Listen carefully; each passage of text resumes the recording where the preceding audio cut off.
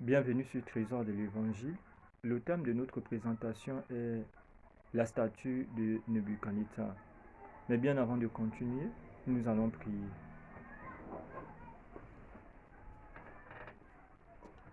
Éternel grand Dieu d'Israël, nous te disons merci pour l'opportunité que nous avons d'ouvrir ta parole et de découvrir la statue de Nebuchadnezzar. Nous te prions de bénir chacun d'entre nous de près ou de loin et de nous accorder ton Esprit Saint. En Jésus-Christ notre Seigneur et Sauveur, nous t'avons prié. Amen.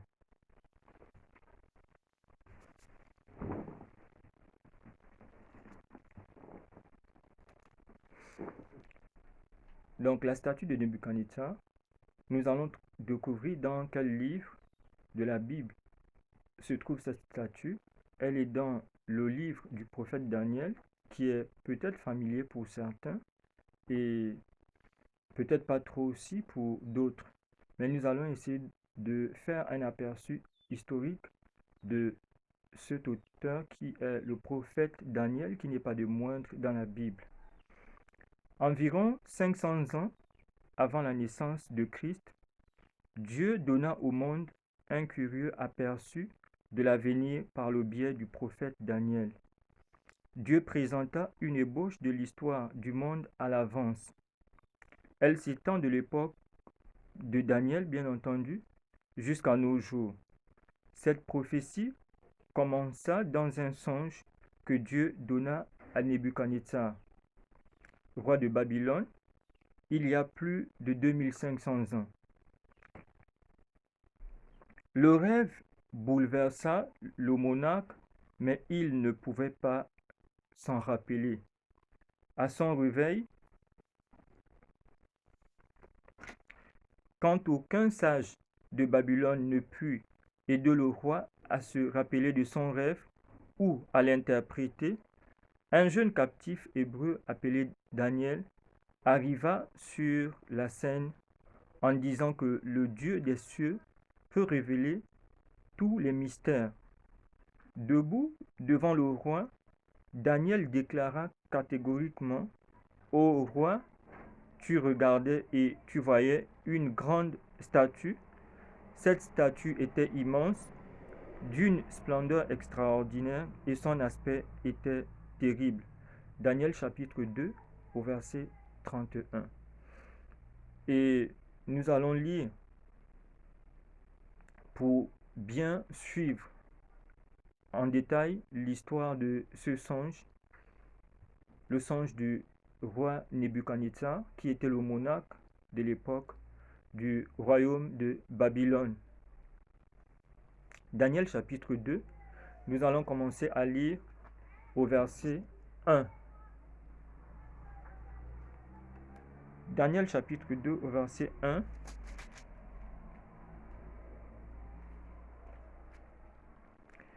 Il est écrit: La seconde année du règne de Nebuchadnezzar,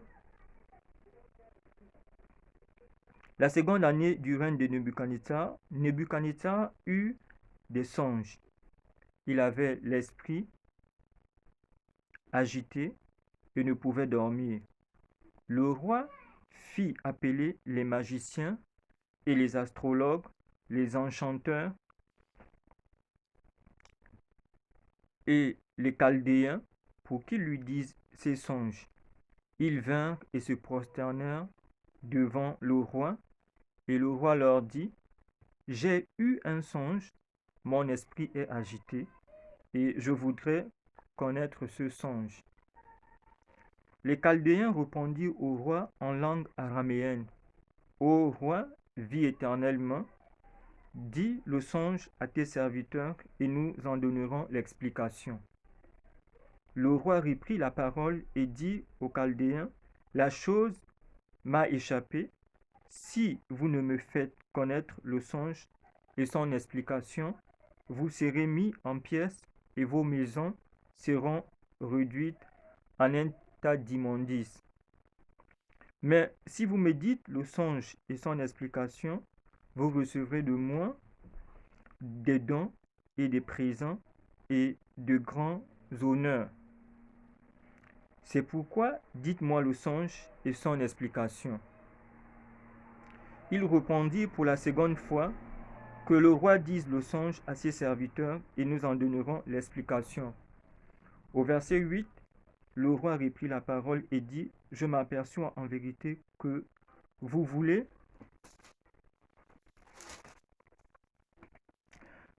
gagner du temps parce que vous voyez que la chose m'a échappé. Si donc vous ne me faites pas connaître le songe, la même sentence vous enveloppera tous. Vous voulez vous préparer à me dire des mensonges et des faussetés en attendant que les temps soient changés.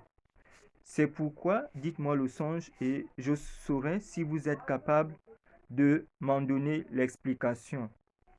Les Chaldéens répondirent au roi, il n'est personne sur la terre qui puisse dire ce que demande le roi, aussi jamais, roi, quelque grand et puissant qu'il ait été, n'a exigé une pareille chose d'aucun magicien, astrologue ou chaldéen. Au verset 11, ce que le roi demande est difficile. Il n'y a personne qui puisse le dire au roi, excepté les dieux dont la demeure n'est pas parmi les hommes.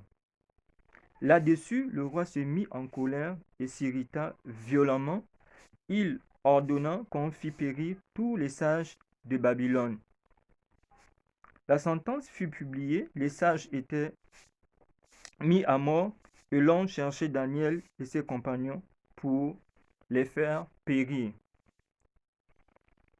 Alors Daniel s'adressa d'une manière prudente et sensée à Arjoc, chef des gardes du roi qui était sorti pour mettre à mort les sages de Babylone. Il prit la parole et dit à Arjoc, commandant du roi, pourquoi la sentence du roi est-elle si sévère? Arjoc exposa la chose à Daniel, et Daniel se rendit vers le roi et le pria de lui accorder du temps pour donner au roi l'explication. Verset 17.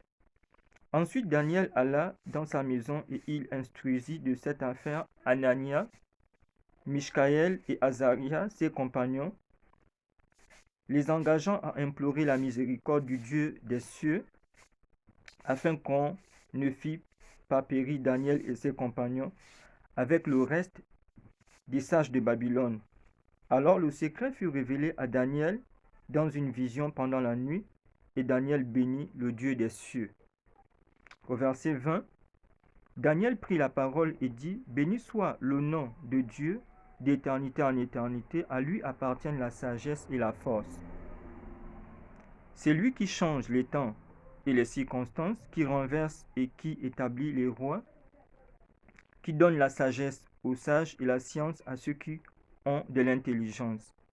22. Il révèle ce qui est profond et caché. Il connaît ce qui est dans les ténèbres et la lumière demeure avec lui.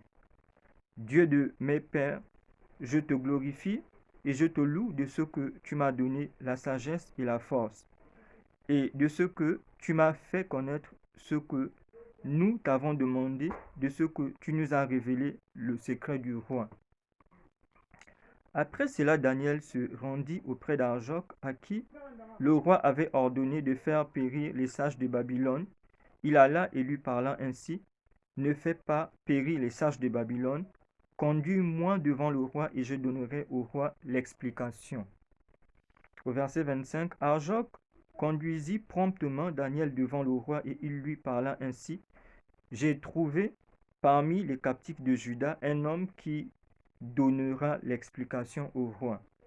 Le roi prit la parole et dit à Daniel, qu'on nommait Beltchassar, es-tu capable de me faire connaître le songe que j'ai eu et son explication? Daniel répondit en présence du roi et dit, ce que le roi demande est un secret que les sages, les astrologues, les magiciens et les devins ne sont pas capables de découvrir au roi, mais il y a dans les cieux un Dieu qui révèle les secrets et qui a fait connaître au roi Nebuchadnezzar ce qui arrivera dans la suite des temps. Voici ton songe et les visions que tu as eues sur ta couche. Voilà, nous allons d'abord nous arrêter là au verset 29. Ici, on nous fait comprendre que Nebuchadnezzar était un roi, un grand monarque, et tout comme les rois de ce monde, ou bien les monarques de ce monde. Mais ici, on essaie de nous présenter ce qui s'est passé dans la vie de Nebuchadnezzar, le roi de Babylone. On sait que ceux qui sont à la tête des royaumes, ceux qui sont à la tête des pays, même de nos jours, ils sont toujours soucieux de connaître l'avenir. Parce que certains ont très peur, ils ont très peur de l'avenir, ils ont peur de la mort, et ils ont peur également aussi de perdre leur pouvoir. Et ici, on nous parle de Daniel qui est un jeune captif hébreu qui a été emmené en captivité du peuple de Juda parce que le peuple de Juda avait péché contre le Dieu des cieux. Et ce dernier, n'est-ce pas, va amener le peuple de Juda en captivité. Et c'est le roi Nebuchadnezzar et son armée qui iront investir Juda. Et Daniel et ses amis seront parmi ces jeunes qui seront amenés en captivité. Ce n'est pas dans cette présentation que nous allons parler du péché qui a conduit Juda en exil à Babylone, mais c'était un péché très grave. Mais ici, ils arrivent à Babylone et le roi aura un songe, mais à son réveil, le songe a presque disparu. C'est très difficile, mais il savait qu'il avait dans son cabinet, n'est-ce pas, autour de lui, des magiciens, des astrologues, n'est-ce pas. Ici, on essaie de nous présenter le cabinet, j'ai envie de dire le cabinet spirituel, entre guillemets, ou bien, voilà, le cabinet spirituel. Et comme les dirigeants de ce monde, rien n'a pratiquement changé. On nous dit qu'autour de Nebuchadnezzar, il y avait des chaldéens, il y avait des astrologues, il y avait des devins, il y avait des magiciens. Et ce cabinet spirituel, ou bien ce cabinet occulte, si on peut l'appeler ainsi, n'était pas forcément connu de tout le monde. Et aujourd'hui, avec les dirigeants de ce monde, n'est-ce pas, même à notre époque, ils ont toujours ce cabinet occulte ou bien ce cabinet spirituel. Et les noms de ceux qui travaillent dans ce cabinet ne sont pas toujours révélés à tout le monde. Et comme nous avons dit, pourquoi? Parce qu'ils ont peur, comme tout être humain, de la mort. Ils ont peur de perdre leur pouvoir. Ils ont peur de ne pas maîtriser l'avenir. Et ils ont tout, on dirait aujourd'hui, ils ont l'astrologie continue de nos jours. Il y a toujours des devins autour des rois et des présidents de ce monde.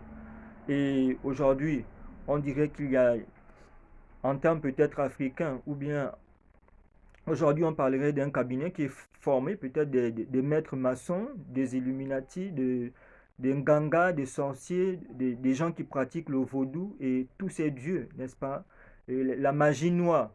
Parce que les dirigeants de ce monde, ils ont vraiment très peur. Quand ils n'ont pas l'éternel des armées comme Dieu, ils s'entourent en fait de tout ce monde pour leur protection, bien entendu. Donc ce rêve va effrayer Nebuchadnezzar, comme quoi il n'y a rien de nouveau sous le soleil.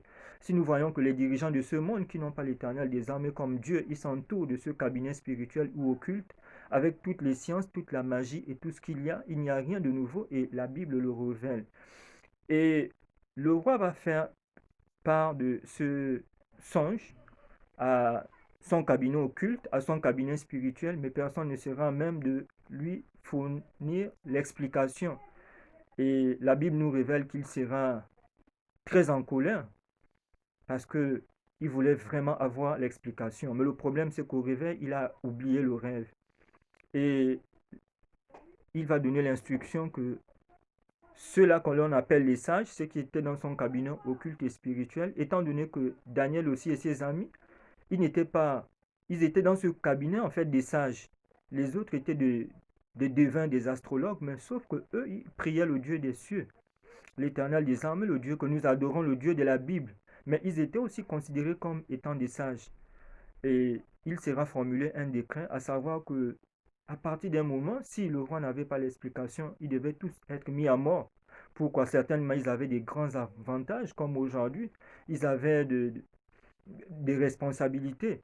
Et leur travail, c'était cela, protéger le roi, prédire l'avenir, ainsi de suite, les protections avec tout ce que nous connaissons jusqu'à nos jours, n'est-ce pas, dans les cabinets spirituels ou occultes des grands de ce monde ou des dirigeants de ce monde, des présidents et des rois. Donc la nouvelle parviendra à Daniel qui est classé parmi les sages, n'étant pas occultiste, avec tous les autres de ses trois amis, Anania, Azaria et Mishkaël. Et étant donné qu'ils étaient menacés de ce décret de mort, ils vont décider. Non, Daniel interpellera, n'est-ce pas, Arjoc, que l'on peut appeler, je ne sais pas, peut-être aujourd'hui le chef de la sécurité, je ne sais pas, du roi, ou on va dire ça comme ça, le chef de la sécurité du roi, Arjoc, et ils vont demander, Arjoc va leur faire part en fait du décret qui a été pris par le roi, et Daniel va se rabattre euh, vers ses amis pour aller implorer le Dieu des cieux, parce que leur vie en dépendait. Donc, c'est là où nous sommes un peu, le résumé.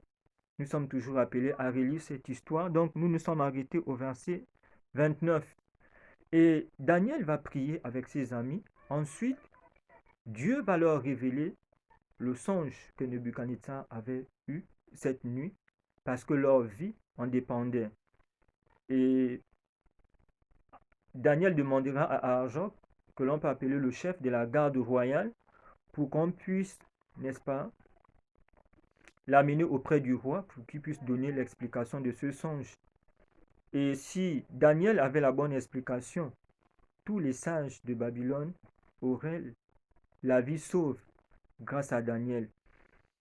Comme pour dire, les enfants de Dieu peuvent éviter la mort à beaucoup de méchants. Les enfants de Dieu sont une source de bénédiction à ceux-là qui ne craignent pas Dieu, même si très souvent ils ne sont pas conscients. Et y compris les dirigeants de ce monde, bien entendu. Mais il faudrait que ce soient des véritables enfants de Dieu comme Daniel. Ce ne sont pas ceux-là qui sont enfants de Dieu de bouche simplement. Mais Daniel ici, c'est un homme qui craignait l'Éternel, qui priait le Dieu des cieux. Et on verra dans la suite de l'histoire, Daniel évite la mort à tous ces occultistes, à tous ces sorciers, à tous ces magiciens, ainsi de suite. C'est pour dire qu'au-delà de ces cabinets spirituels, même qui existent aujourd'hui, la franc-maçonnerie, les Illuminati, le vaudou, ainsi de suite, l'histoire de Daniel et du roi de Babylone nous fait comprendre qu'il y a un Dieu qui est au-dessus de tous ces pouvoirs et de toutes ces puissances qui existent encore de nos jours, dont les dirigeants de ce monde, comme on le disait, se fient plus à ces dieux qu'au Dieu des cieux. Au verset 29, il est écrit, sur la couche, ô roi, il t'est monté des pensées touchant ce qui sera après ce temps-ci, et celui qui révèle les secrets t'a fait connaître ce qui arrivera. Si ce secret m'a été révélé, ce n'est pas, ce n'est point qu'il y ait en moi une sagesse supérieure à celle de tous les vivants, mais c'est afin que l'explication soit donnée au roi et que tu connaisses les pensées de ton cœur. Au verset 31, ô roi, tu regardais et tu voyais une grande statue. Cette statue était immense et d'une splendeur extraordinaire. Elle était debout devant toi et son aspect était terrible. Verset 32. La tête de cette statue était d'or pur, sa poitrine et ses bras étaient d'argent, son ventre et ses cuisses étaient d'airain, ses jambes de fer, ses pieds en partie de fer et en partie d'argile. Au verset 34, tu regardais lorsqu'une pierre se détacha sans le secours d'aucune main, frappa les pieds de fer et d'argile de la statue et les mit en pièces. Nous sommes au verset 30, au verset 35. Alors le fer, l'argile, l'airain, l'argent et l'or furent brisés ensemble et devinrent comme la balle qui s'échappe d'une aire en été. Le vent les emporta et nulle trace n'en fut trouvée, mais la pierre qui avait frappé la statue devint une grande montagne et remplit toute la terre. Voilà le songe nous en donnerons l'explication devant le roi. Ô roi, tu es le roi des rois, car le Dieu des cieux t'a donné l'empire et la puissance. Nous allons nous arrêter d'abord là au verset 36. Alors ici, Daniel va révéler également la statue que le roi Nebuchadnezzar, à son réveil, avait oubliée. Il va dire au roi que le roi, durant son sommeil, a vu cette grande statue, n'est-ce pas? Une grande statue. Chacun d'entre nous va essayer un peu de se représenter dans sa tête cette statue, une grande statue. On voit bien des stèles un peu partout, des présidents de rois qui en font. Donc, à l'exemple d'une stèle qui est debout, on nous dit que le roi a vu une grande statue. Au verset 31, cette statue était immense et d'une splendeur extraordinaire. Elle était debout devant le roi et son aspect était terrible.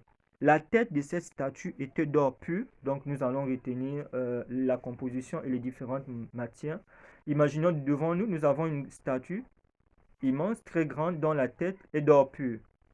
La tête était d'or pur, sa poitrine et ses bras étaient d'argent, la poitrine et les bras d'argent, donc une statuette, une statue d'homme. La, euh, la, sa poitrine et ses bras étaient d'argent, son ventre et ses cuisses étaient des reins, ses jambes de fer, ses pieds en partie de fer et en partie d'argile. Voilà la description de la statue. Et ensuite, il continue au verset 34, tu regardais lorsqu'une pierre se détacha sans le secours d'aucune main, frappa les pieds de fer et d'argile. Donc dans le songe, à côté de cette statue, n'est-ce pas, qui était debout, avec la description que nous venons de donner, la tête d'or, la poitrine et les bras qui étaient d'argent, et son ventre et ses cuisses d'airain, les jambes de fer et les pieds en partie de fer et d'argent, il y a une pierre sans aucun secours humain, n'est-ce pas, qui viendra et, comme il dit ici, tu regardais au verset 34, lorsqu'une pierre se détacha sans le secours d'aucune main, frappa les pieds de fer et d'argile et la statue de la statue et les mit en pièces. Alors le fer, l'argile, l'or furent ensemble et devint comme la balle qui s'échappe d'une lettre, et le vent les emportant, et nulle trace ne fut trouvée.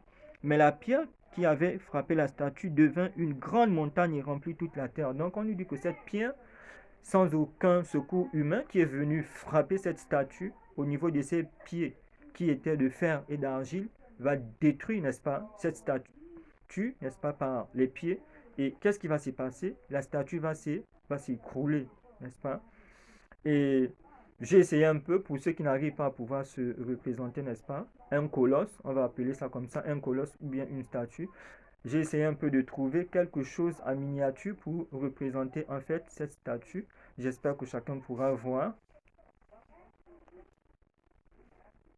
Voilà, on va essayer. Voilà un peu cette statue en miniature, n'est-ce pas? On l'a ici en miniature. Je crois que là on voit mieux, n'est-ce pas? La tête qui est d'or, la poitrine et les bras qui sont d'argent, le ventre et les cuisses qui sont d'airain et les jambes de fer. Ensuite, les pieds qui sont d'argile et de fer, n'est-ce pas? Donc on reprend la tête qui est d'or, la poitrine et les bras sont d'argent et la cuisse et la cuisse et les ventres sont d'airain, les pieds de fer et les jambes de fer, pardon, et les pieds en partie de fer et d'argile. Donc voilà un peu un aperçu de cette statue que nous pouvons voir en fait en miniature. Ensuite, Daniel donnera l'explication au verset 36. Voilà le songe, nous en donnerons l'explication devant le roi. Ô roi, tu es le roi des rois, car le Dieu des cieux t'a donné l'empire, la puissance, la force et la gloire. Il a remis entre tes mains en quelques lieux qu'il habite les enfants des hommes, les bêtes des champs et les oiseaux du ciel, et il t'a fait dominer sur eux. C'est toi qui es la tête d'or. Donc, nous commençons déjà. Il donne l'explication, n'est-ce pas, que la tête d'or représente le roi. Mais nous savons également aussi que tous les pays, n'est-ce pas, quand on parle d'un président, un président fait référence à un royaume ou bien d'un président. Aujourd'hui, si on prend un président, n'importe quel nom, ou bien d'un roi de la terre, quand on parle de ce roi-là fait référence, n'est-ce pas, à son royaume. Donc on peut désigner un pays par son président ou bien on peut désigner aussi un royaume par son roi.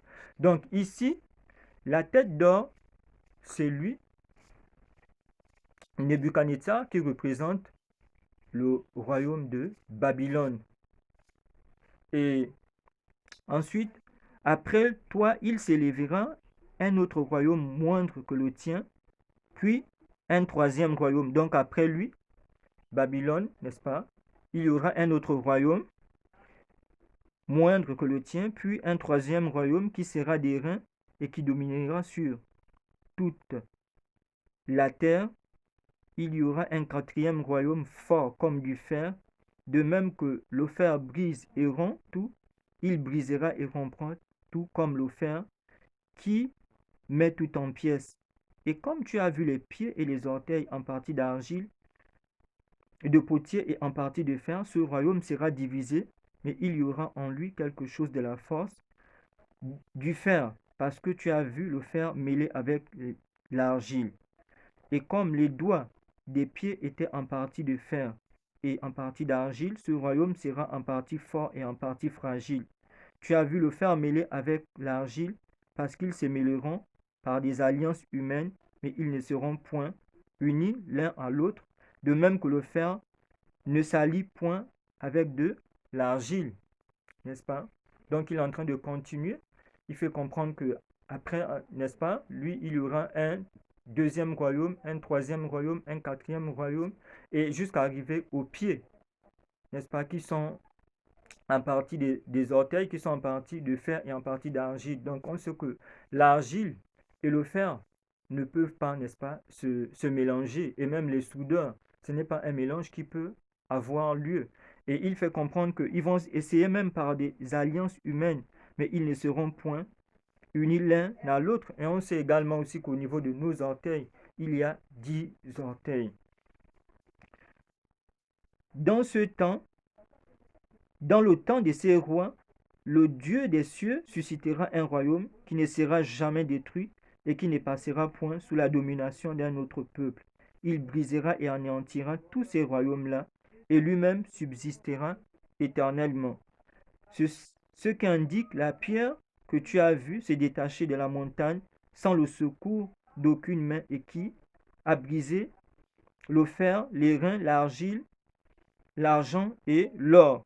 Donc ici, Daniel fait comprendre qu'au temps de ces rois, n'est-ce pas, ces 10 orteils qui sont représentés par des rois selon l'interprétation que Daniel donne ici, il y aura le Dieu des cieux, n'est-ce pas? Le Dieu des cieux suscitera un royaume qui ne sera jamais détruit et qui ne passera point sous la domination d'un autre peuple. Nous savons sur la terre qu'il n'y a pas de royaume éternel. On a dit que cette pierre est venue sans aucun secours humain et il fait comprendre que Dieu va établir un règne au temps de ces 10 orteils ou bien de ces 10 rois.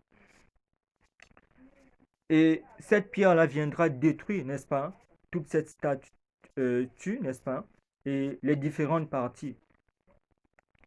Le grand Dieu a fait connaître au roi ce qui doit arriver après cela. Le songe est véritable et son explication est certaine.